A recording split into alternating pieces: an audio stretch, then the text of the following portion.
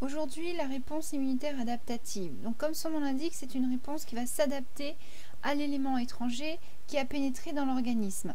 Souvenez-vous, notre super schéma bilan de la réponse immunitaire innée qui se passe sous la barrière de la peau avec les cellules dites sentinelles, donc ces cellules de défense qui jouent leur rôle de soldats sentinelles et qui analysent et empêchent les premiers agents étrangers de rentrer. Donc nous avons différentes catégories de sentinelles et celle qui va nous intéresser aujourd'hui pour la réponse immunitaire adaptative, c'est la cellule dendritique. Cette cellule est capable de phagocyter l'agent pathogène qui est rentré. Après avoir phagocyté, elle a donc dans son cytoplasme des peptides provenant de cet agent étranger. Elle va exprimer en surface ces peptides associés à un récepteur, le récepteur du CMH, complexe majeur d'histocompatibilité. C'est une sorte de petite corbeille en forme de main qui va contenir un morceau antigénique de nature protéique, peptidique.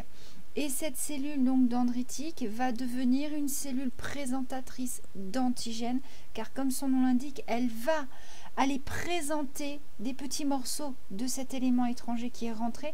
Donc elle va se déplacer, migrer en direction des ganglions pour aller rencontrer des soldats plus spécialisés que sont les lymphocytes et leur présenter un petit morceau d'ennemi, un peu comme n'importe quelle sentinelle qui se trouve sur les remparts d'un château fort, qui aura récupéré le fanion ou une arme d'un soldat ennemi qui a essayé de rentrer, qui va voir son général pour lui dire voilà, on a récupéré ce fanion, c'est quelle armée, chef, qui nous attaque? Et le chef va identifier, va dire bon ben voilà, c'est tel royaume qui m'attaque, je reconnais le fanion, bon eux sont spécialistes, sont des archers ou des combattants du corps à corps, il me faut mes meilleurs soldats, je vais sélectionner mes soldats capables d'attaquer cet ennemi.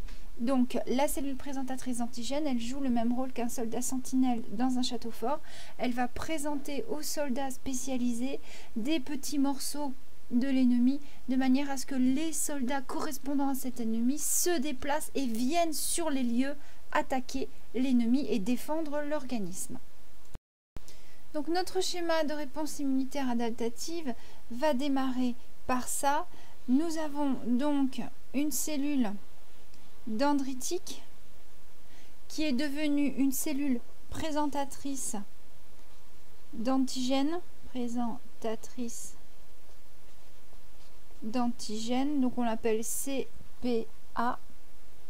Cette cellule présentatrice d'antigènes possède donc à sa surface des récepteurs du CMH et dans ces récepteurs du CMH, il va y avoir un peptide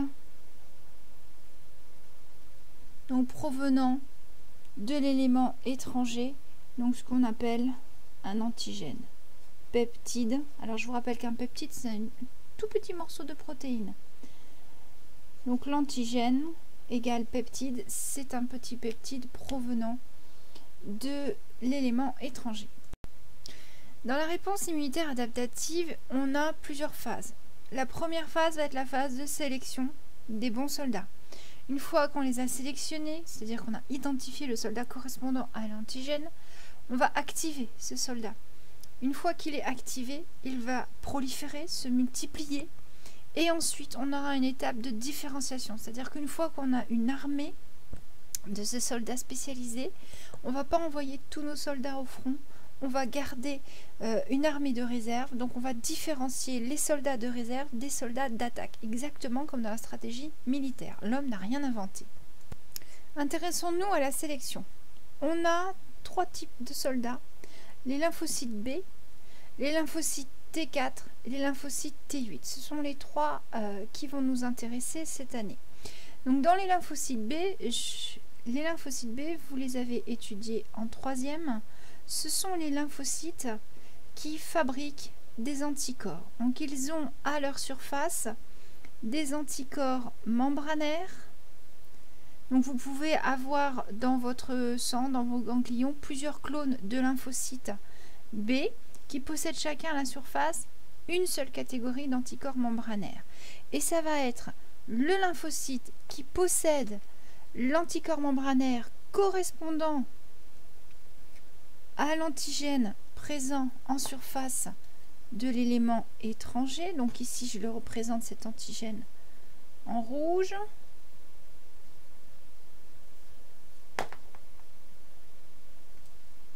J'aurais dû prendre le même feutre. Vous voyez le genre de bêtises, hein, quand on va trop vite, c'est exactement ce qu'il ne faut pas faire au bac. Il faut surveiller ces codes couleurs. Ça y est, j'ai paumé mon feutre, lequel j'avais pris. Celui-là. Voilà. Donc on sélectionne ici le lymphocyte B qui possède le bon anticorps membranaire.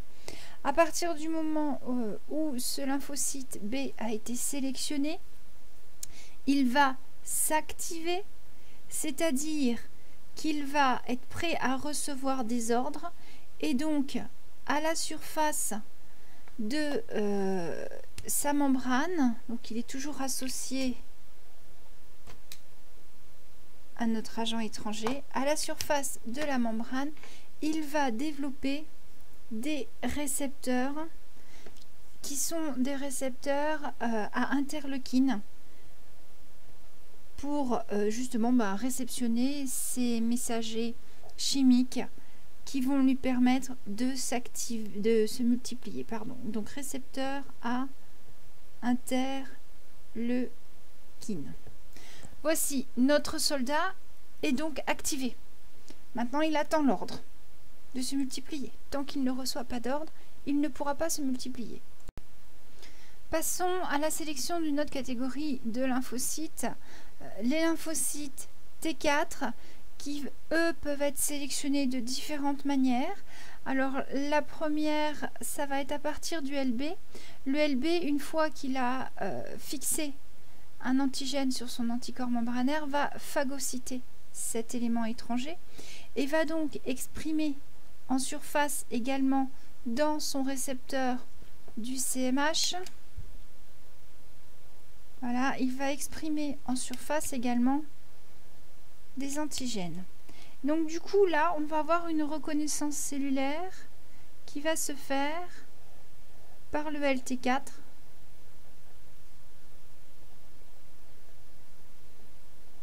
avec son récepteur T. Alors, on différencie plusieurs récepteurs T. On a le récepteur TCD4, TCD8. Donc là, ici, c'est un récepteur TCD4. Ne me demandez pas pourquoi ils les ont appelés CD4, il y en a plusieurs familles. Donc là, on peut avoir une sélection d'un LT4 par un LB qui a été activé. Mais on peut également avoir une sélection par une cellule présentatrice d'antigène. Donc là, on a également un LT4 qui est sélectionné. Donc LT4 sélectionné.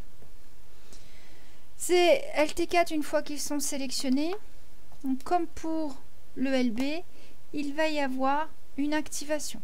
C'est-à-dire que le LT4 qui a été donc fixé soit par un LB, soit par une cellule présentatrice d'antigène, ce LT4 va également exprimer en surface des récepteurs à interleukine. Lui aussi va attendre des ordres.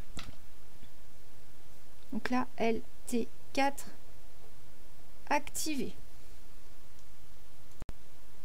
Dernière catégorie de lymphocytes, les LT8, qui eux aussi vont être sélectionnés grâce à une cellule présentatrice d'antigène, donc une cellule dendritique.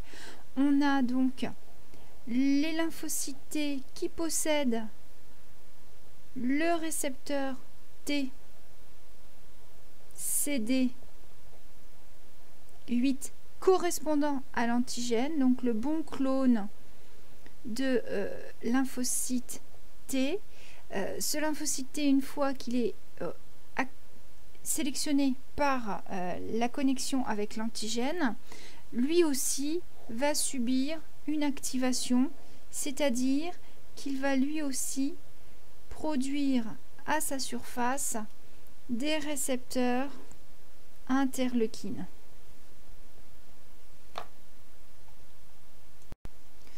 Donc maintenant, on a 3 catégories de cellules qui ont été sélectionnées.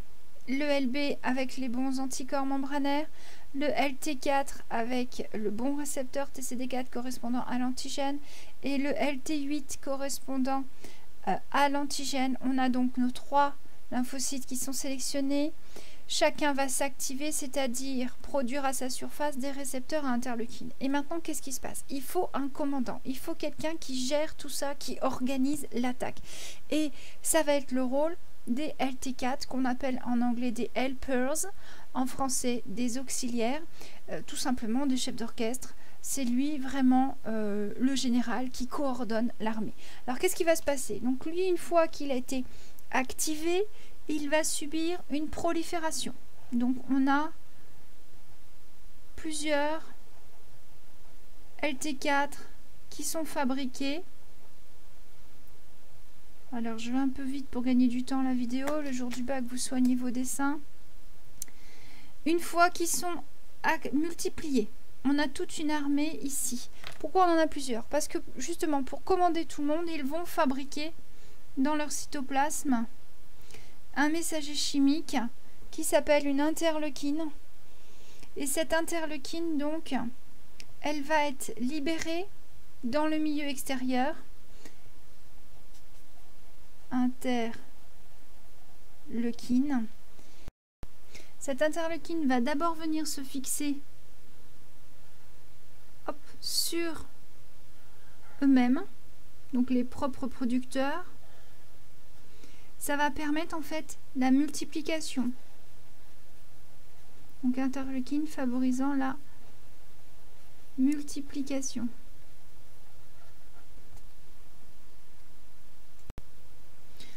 Une fois qu'on a suffisamment de lymphocytes T4, on va avoir une étape de différenciation, c'est-à-dire qu'on va avoir une population de lymphocytes T4 qui va devenir active dans le combat, plus une population de lymphocytes T4 qui va devenir une armée de réserve. On les appelle les LT4 mémoire. Donc on a les LT4 actifs qu'on appelle les auxiliaires ou helpers. Donc eux, qu'est-ce qui se passe? Eh bien eux, ils vont continuer de libérer de l'interleukine dans le milieu. Donc ils ont toujours leurs récepteurs, hein, ils s'activent eux-mêmes. Pas les oublier, les récepteurs. Et ces interleukines vont donc circuler et aller se fixer maintenant sur les autres cellules pour leur permettre finalement de se multiplier elles aussi. Donc ces interleukines vont aller se fixer sur les récepteurs à interleukine et du coup on va avoir une prolifération de lymphocytes B possédant le bon récepteur membranaire. On a sélectionné le soldat et ben c'est comme dans Star Wars, on fait un clone. Allez, on multiplie. On a pris Boba Fett, c'est ça, c'est son nom, hein, et on l'a multiplié, on en a fait toute une armée de clones.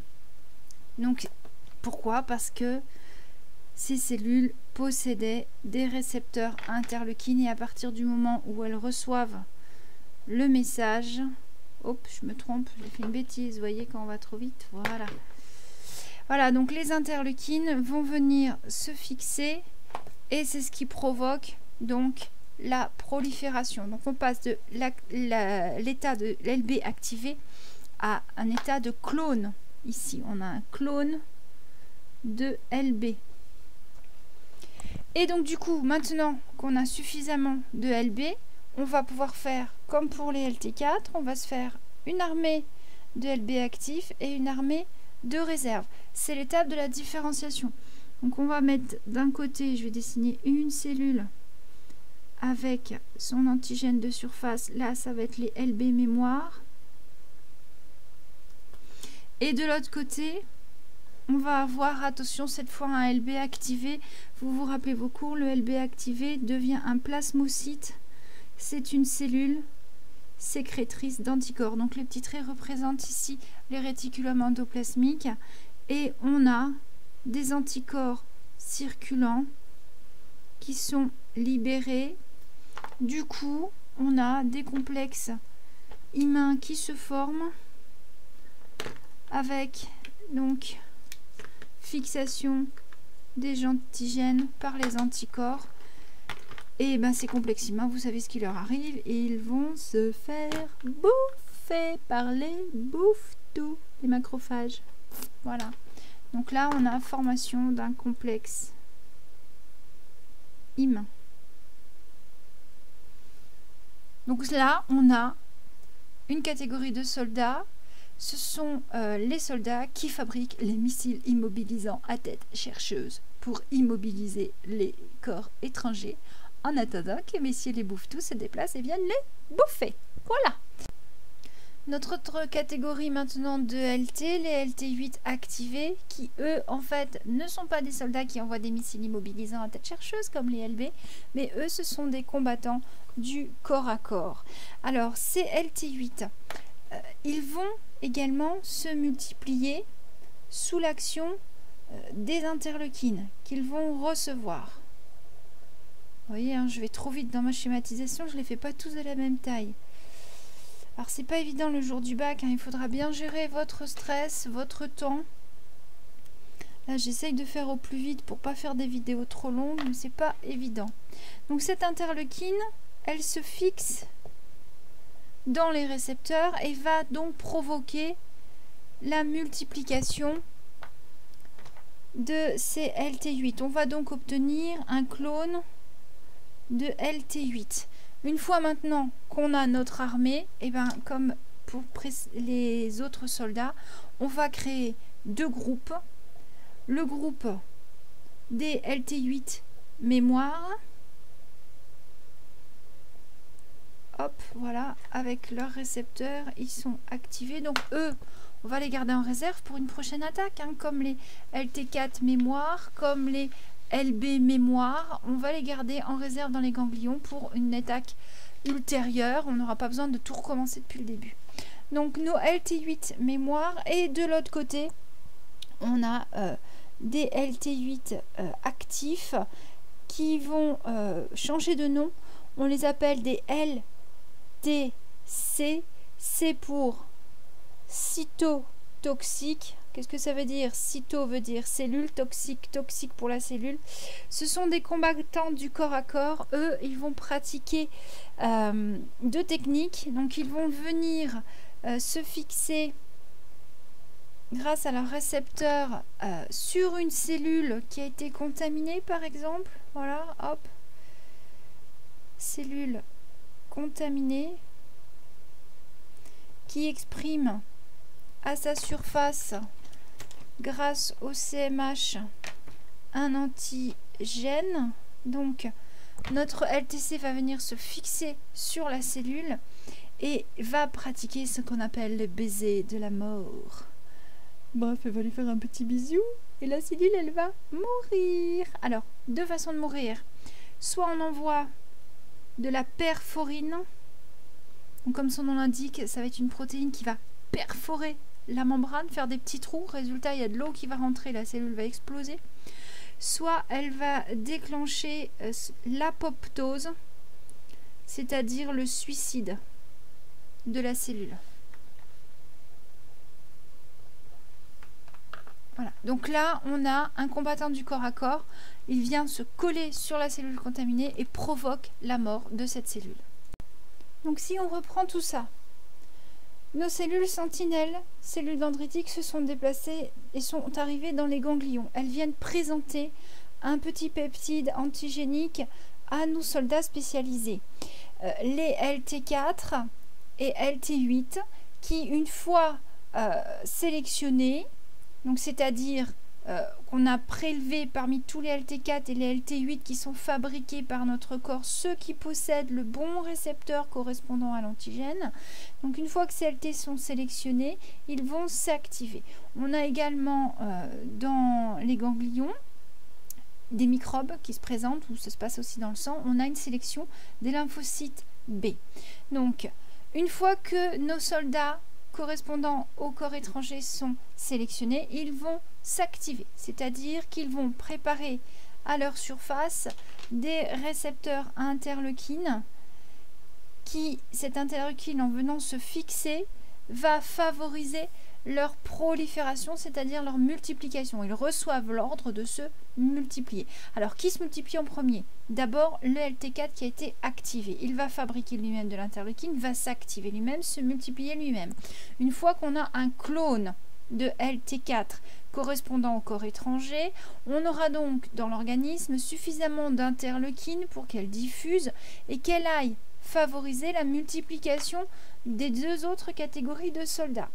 Les soldats LB qui lancent des missiles immobilisants à tête chercheuse, c'est-à-dire les anticorps, ces LB activés vont se multiplier. Une fois qu'ils sont suffisamment nombreux, on n'envoie pas tous ces soldats au front, on garde une armée de réserve, les lymphocytes mémoire, et on envoie donc des soldats spécialisés qui se transforment ici en plasmocytes, qui vont envoyer des anticorps, qui vont immobiliser les microbes et former donc des complexes immuns.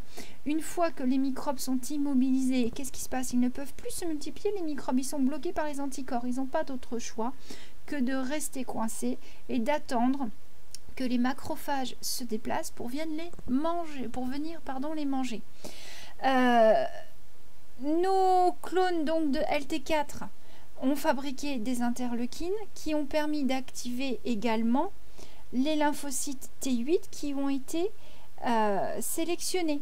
Donc ces LT8 activés se multiplient, on obtient un clone, même histoire, on envoie une armée en réserve et on envoie une armée au combat. Ce sont les combattants du corps à corps.